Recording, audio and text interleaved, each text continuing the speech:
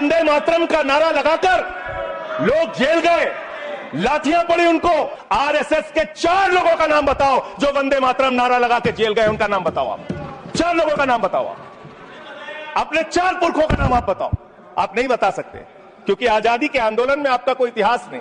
कभी आप कहते हो सरदार वल्लभ भाई पटेल आपके हैं। अरे भैया, सरदार वल्लभ भाई पटेल ने आरएसएस के ऊपर बैन लगाया था, ये रिकॉर्डेड हिस्ट्री है। और जब 18 महीने जेल में रखा गया आरएसएस के लोगों को राष्ट्रपिता महात्मा गांधी की हत्या के अपराध में, जब उनको छोड़ा गया, बैन हटाया गया, तो उसमें शर्त लगाई कि आप राष्ट्रीय ध्वज को मानेंगे, यानी कि आप तिरंगे झंडे को भी नहीं मानते थे। आपने 52 साल तक हिंदुस्तान का तिरंगा झंडा आरएसएस के मुख्यालय पे नहीं फहराया सर, नहीं फहराया। और 3 लोगों ने आरएसएस के मुख्यालय पर जब ये झंडा फहराया, उन तीनों के नाम मैं पढ़ रहा हूं, विजय, उन्मत्त, दिलीप, इन तीनों लोगों के खिलाफ आरएसएस ने एफआईआर दर्ज कराई। किस अपराध में? कि हमारे दफ्तर में तिरंगा क्यों फहरा दिया। और कितने साल तक मुकदमा लड़े? 13 साल तक मुकदमा लड़े। यह है आपकी असलियत। आप तिरंगे का विरोध करते हैं, भारत के राष्ट्रीय ध्वज का विरोध करते हैं। जो लोग तिरंगे और राष्ट्रीय ध्वज का विरोध कर सकते हैं वो भारत माता के सच्चे सपूत नहीं है।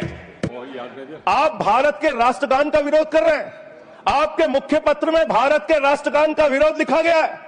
इसके लिए भारत के प्रधानमंत्री को और पूरी की पूरी भारतीय जनता पार्टी को, जो अपने आप को आरएसएस को अपना आदर्श मानती है, पूरे देश से माफी मांगनी चाहिए। आपने तिरंगे का विरोध किया, राष्ट्रगान का विरोध किया, वंदे मातरम आपने लगाया नहीं कभी। कोई आपका व्यक्ति देश की आजादी के आंदोलन में जेल नहीं गया। कभी आपने कोई देश के लिए, हमारे यहां अवधि में कहावत है, नाखून कटाए के शहीद ना बना भैया।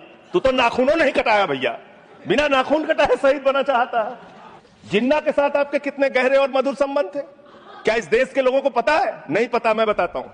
श्यामा प्रसाद मुखर्जी जी फजलुल हक की गवर्नमेंट में फाइनेंस मिनिस्टर थे, और फाइनेंस मिनिस्टर रहते हुए उन्होंने अंग्रेज गवर्नर को चिट्ठी लिखी थी। यह चिट्ठी लिखी है। आपने भारत छोड़ो आंदोलन के खिलाफ, आपके नेता, जनसंघ के पहले राष्ट्रीय अध्यक्ष और तत्कालीन गवर्नमेंट में जो वित्त मंत्री थे, उन्होंने चिट्ठी लिखी अंग्रेज गवर्नर को और कहा कि भारत छोड़ो आंदोलन, जो हिंदुस्तान के क्रांतिकारियों का आंदोलन था, जो देश की आजादी का आंदोलन था, वो आंदोलन कुचल देना चाहिए, खत्म कर देना चाहिए। यह है रिकॉर्डेड हिस्ट्री आपकी। जिन्ना और आपके रिश्ते क्या थे? कितने मधुर रिश्ते थे। एक राज्य में सरकार नहीं बनाई मान्यवर इन्होंने।